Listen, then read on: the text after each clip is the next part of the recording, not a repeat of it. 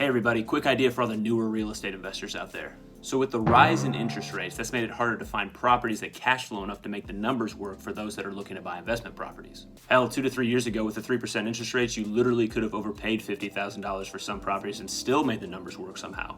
That's not so much the case these days. You have to be a little bit more careful when you're going through your numbers.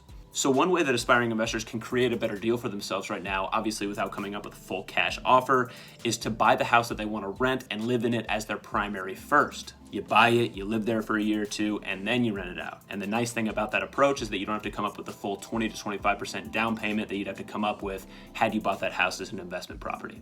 You could put 5 to 10% down, let's say, get yourself into the house sooner rather than later instead of waiting the extra time to save up the full 20 to 25%.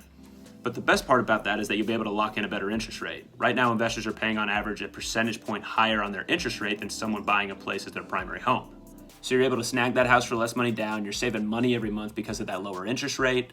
And my last suggestion, if you can, would be to find a house that needs a little bit of work. Something that you could add value to in the form of a higher resale value whenever you go to sell it down the road, and in the form of raising the rent totals whenever you go to rent it when you move out of the house.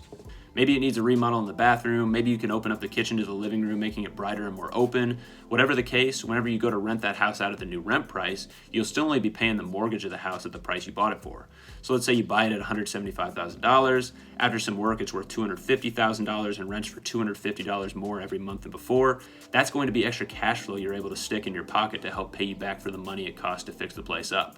Now, the downside is obviously coming up with the cash to fix it up, but if you do it right, you'll get that money back when you go to sell and increase the amount of cash flow going into your pocket from the higher rent totals when you go to rent. Just tackle it piece by piece over the time that you're living there. This is a worthy investment and a smart way to get started for the folks out there that may not feel comfortable putting a full 20 to 25% down on a house up front, but still want to get in the game.